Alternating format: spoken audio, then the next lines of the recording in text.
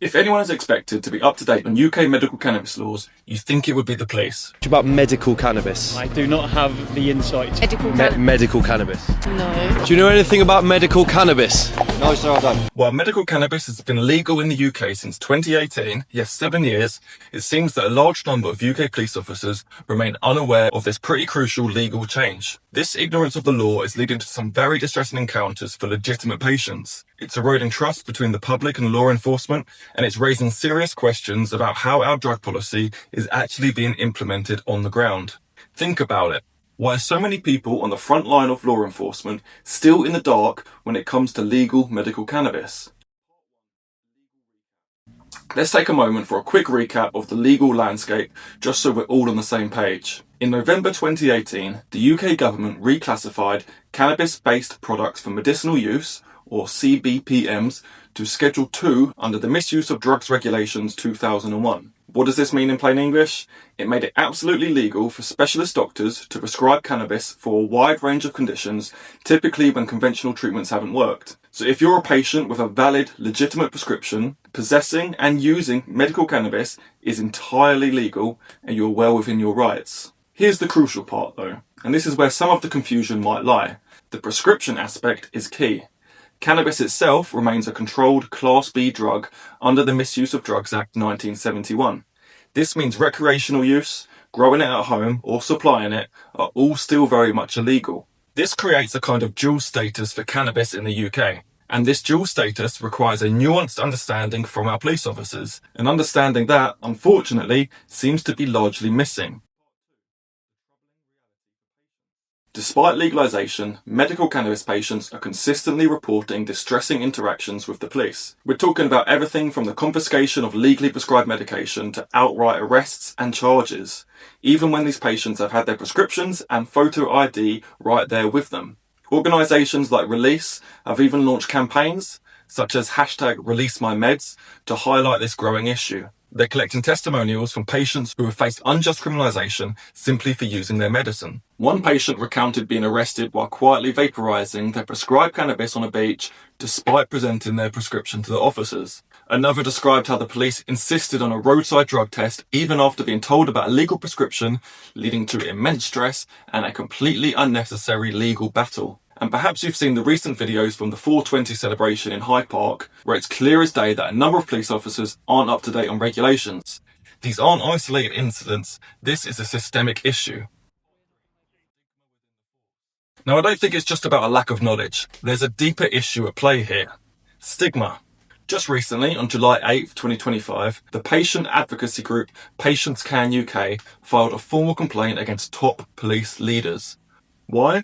Because Police Chief Sir Andy Marsh publicly stated that smelling cannabis in communities feels like a sign of crime and disorder that makes him feel unsafe. Patients Can UK rightly argues that these comments unfairly link the smell of cannabis to crime and fear. This kind of rhetoric can be incredibly damaging to legitimate medical cannabis patients, because they're not criminals, they're simply people seeking relief in a totally lawful way. This incident alone highlights the urgent, pressing need for a better understanding within law enforcement at all levels.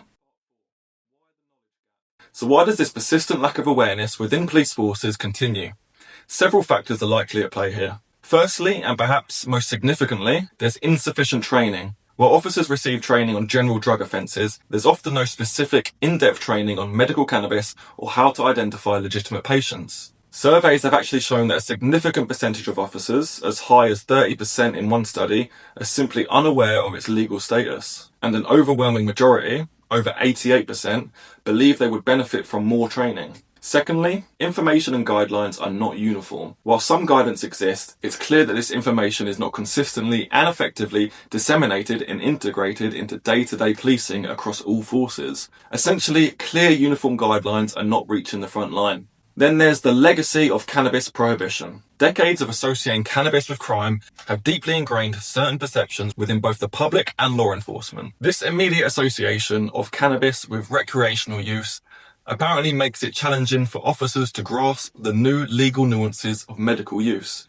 especially when a significant proportion of the public also remain unaware of the change. Another factor is the private prescription model. You see, the vast majority of medical cannabis prescriptions in the UK come from private clinics, with very few NHS prescriptions issued. And the private nature of the treatment might contribute to a perception that it's less than official or widespread. Finally, the complexity of driving laws adds another layer to this. While it's legal to drive with prescribed medical cannabis, patients must not be impaired. Now, this requires officers to understand how to assess impairment in a fair and accurate way, differentiating between the presence of THC and actual impairment, a crucial distinction that's often missed.